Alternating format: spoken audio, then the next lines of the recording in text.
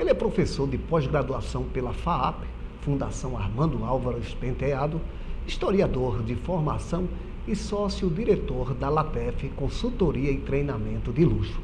É com muita satisfação que o programa de hoje recebe o professor Lincoln Firosman, que veio diretamente de São Paulo para nos conceder essa entrevista, abordando o tema sobre a importância do treinamento e desenvolvimento nas pequenas, médias e grandes empresas para a Copa do Mundo de 2014.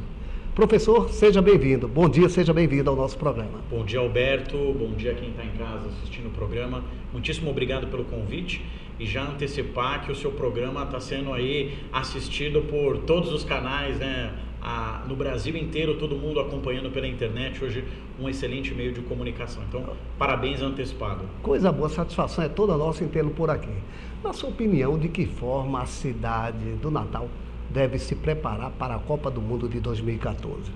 Bom, Alberto, essa é uma pergunta interessantíssima, né? E é uma pergunta que todos os estados que vão sediar ou vão ser subsede de Copa do Mundo também estão se perguntando.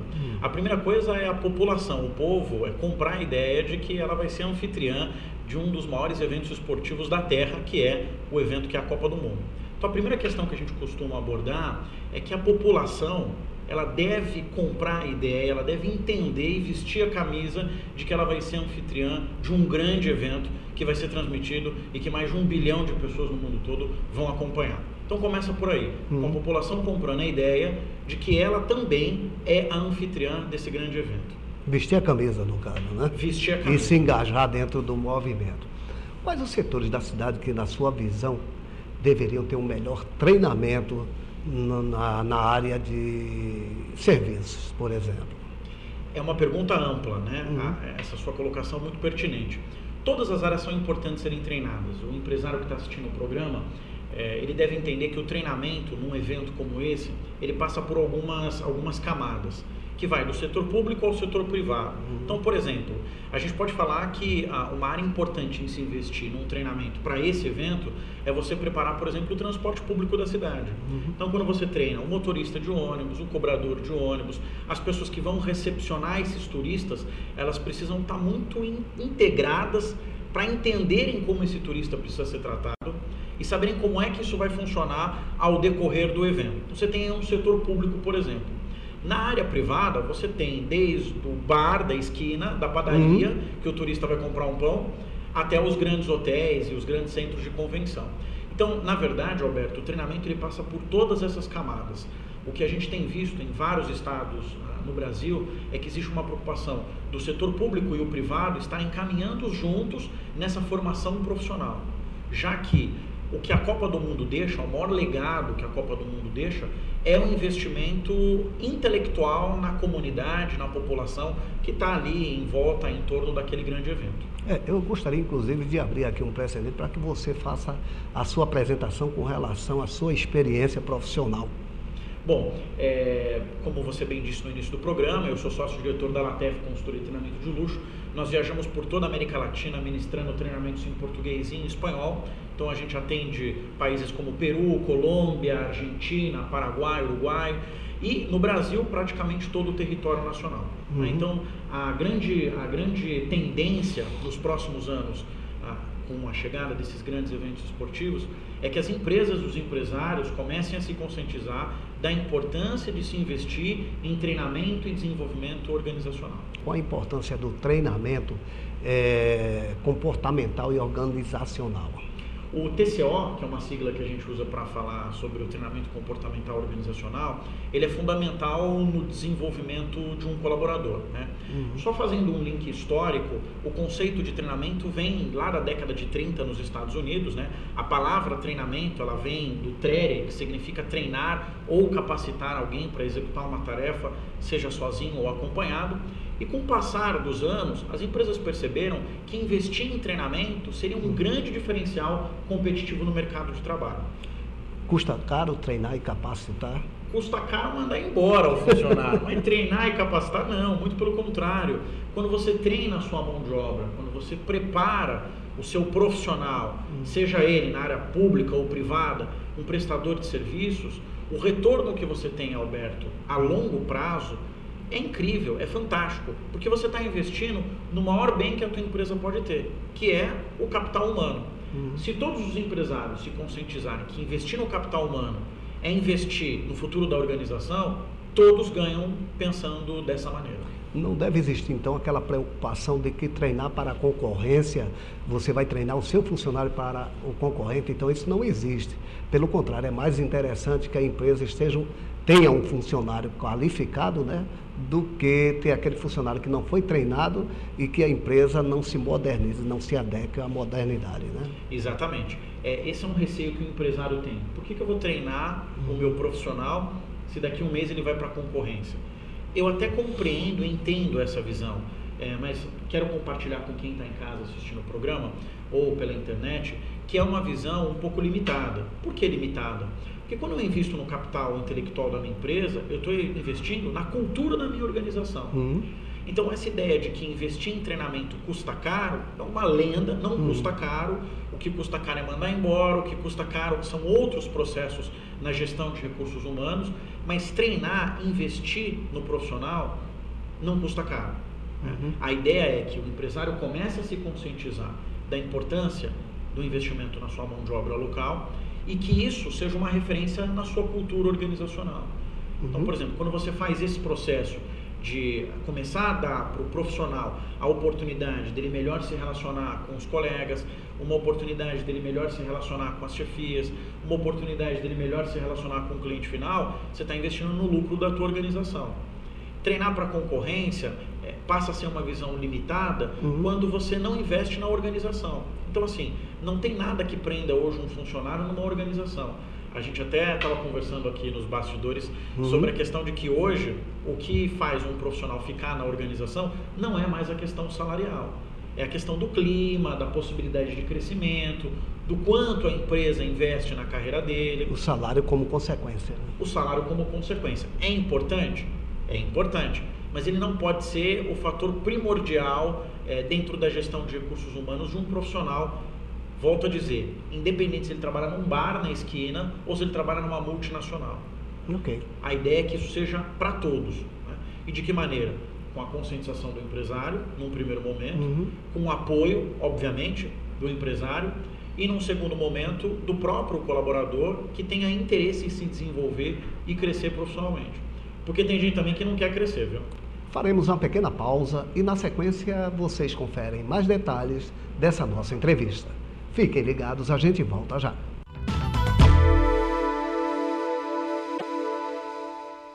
Estamos de volta na entrevista com o empresário e professor Lincoln Firosman.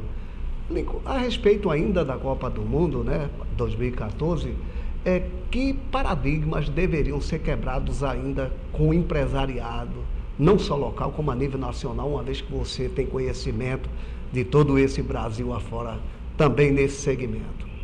Bom, Alberto, vamos lá. É uma pergunta complexa aí que dá para a gente falar sobre uma série de coisas. Existem vários paradigmas. O primeiro paradigma que a gente acredita é que o Brasil tem que deixar de fazer coisas amadoras e fazer coisas profissionais.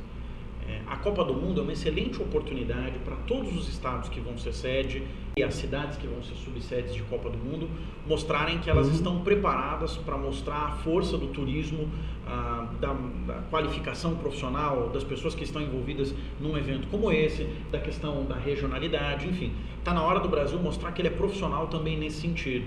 O que há muitos anos a gente vem repetindo, todos os anos, num certo amadorismo. Se você pegar hoje as principais capitais que vão ser sedes de Copa do Mundo, já existe uma preocupação nesse sentido do empresariado. Quer dizer, vamos dar a melhor impressão, qualificando e treinando os profissionais da empresa, independente de qual serviço, volto a dizer, seja ele público ou privado, e mostrar para o mundo que vai assistir esse evento que sim, nós somos bons anfitriões, que o Brasil não é feito só de samba, carnaval e futebol, que tem excelentes profissionais. O Brasil é uma prova disso, a gente exporta muitos profissionais de diversas áreas para o resto do mundo, e agora o mundo está começando a mandar um monte de profissionais aqui para o Brasil, porque percebeu que a possibilidade de crescimento é grande. Então tem essa primeira questão. A segunda, retomando aquilo que você disse no bloco anterior, custa caro, essa é uma visão limitada. A gente costuma dizer que o empreendedor, o empresário, ele tem que entender que o treinamento nunca vai entrar na linha de despesa da empresa. Sempre vai entrar na linha de investimento. Enquanto eu olhar o treinamento como um custo, uma despesa, ele vai ser algo não necessário e importante, mas obrigatório. E tudo que é obrigatório geralmente gera um certo receio, tanto de quem investe como de quem está ali participando. Então é uma questão relevante a gente pontuar isso. Num segundo momento, ele investiu, decidiu que vale a pena capacitar a sua mão de obra. Bom, então aí a gente quebra o segundo paradigma, de que vale a pena e de que não custa caro. Então são duas coisas aí importantes. Primeiro, transformar o turismo no Brasil uma coisa muito mais profissional e menos amadora, e vários órgãos estão fazendo isso, a gente pode acompanhar. A perspectiva, o cenário é muito positivo, Alberto. E no mundo empresarial, bom, aí depende muito do empresário criar essa consciência coletiva dentro da sociedade. Inclusive você me falava também aqui em off sobre a preocupação das subsedes, inclusive você de São José, né? Dos Campos. São José dos Campos de São Paulo, já existe essa preocupação lá de São José como subsede da Copa de São Paulo, né? Da cidade de São Paulo como sede, né? A FIFA ela fez um sorteio, então você tem as sedes e você tem as subsedes. São José dos Campos, que é uma cidade do interior do estado de São Paulo, tem pouco mais de 600 mil habitantes, ela concorre como sendo uma das cidades subsede. Então, por exemplo, que tipos de investimento a gente consegue ver já se preparando para ser uma subsede, o que não é o caso de Natal, que vai ser sede. Isso. Por exemplo, você tem as placas de sinalização da cidade, hoje, boa parte delas estão em português e inglês. Por quê? O turista que vai vir, ele precisa se comunicar, ele precisa se identificar. Então a primeira coisa é sinalizar para ele para onde ele vai e de que maneira ele vai. Então essa é uma coisa importante. São José, a gente teve a oportunidade de fazer um projeto, um programa pioneiro no Brasil, que foi o programa Transporte Bem.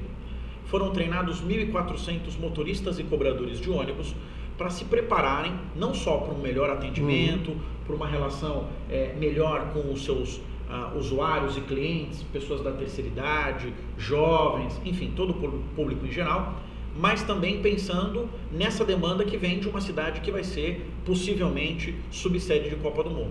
Então você tem investimento na área pública, né? Você tem investimento aí que é um investimento considerável. Na área privada, você tem o parque hoteleiro da cidade que começa a investir em treinamento, os restaurantes, né, que começam a investir também na formação, e todos os setores da cidade estão falando a mesma língua. Volto a dizer, São José poderá ser uma subsede, Natal é uma sede de Copa do Mundo, né? Então, quantas coisas positivas tem para a gente copiar no modelo que já acontece no Brasil, para que realmente, muito mais do que 3 ou 4 jogos que venham a ter na cidade, que Natal deixe um legado para o natalense, para o povo, para todas as pessoas da região, de que por que não seremos a melhor capital do Nordeste em sermos bons anfitriões e recebermos os turistas? Está na mão da população, né? Está na mão do povo vestir a camisa e dizer, não, vamos fazer aqui com excelência para que o turista amanhã volte para cá e consuma os nossos serviços, a nossa cultura, os nossos pratos, conheça a nossa região, explore o estado do Rio Grande do Norte como um todo. Você que tem andado por aí, dando entrevistas, né, também como está dando aqui também em outras emissoras de TV, e também treinamentos nessas cidades sedes do Brasil, você tem visto esse engajamento dos governadores, dos governantes junto com o empresariado voltado para o segmento? Olha, em muitos lugares sim, em outros lugares está caminhando. Esse é um evento que tem que ter uma união de forças, e uma união de forças ela é feita por uma causa. Qual que é a causa do Brasil para receber um evento como esse? Por exemplo, quando a Alemanha recebeu a Copa do Mundo, a grande causa do povo alemão era mostrar que o alemão não era um povo frio e que ele podia ser hospitaleiro, e eles conseguiram fazer isso. Quando a África do Sul, em 2010, foi a anfitriã da Copa do Mundo, qual era a grande missão, né, que a população, o país queria deixar? Que a África, apesar de um continente pobre, poderia mostrar, através da alegria do seu povo, que seria uma excelente anfitriã. A pergunta é, não o que o Brasil pode fazer e qual é a missão do Brasil nesse grande evento esportivo, mas o que a cidade de Natal, né, o estado do Rio Grande do Norte, vai deixar como legado para esse grande evento. As cidades estão se preparando, Alberto? Sim, muitas estão, e a gente percebe que existe um apoio em muitos estados do governo, junto com o empresariado, mas existe a conscientização da população. A população tem que comprar a ideia de que nós seremos o melhor anfitrião de uma Copa do Mundo. Então, o Brasil faz isso muito bem. Nós somos bons anfitriões.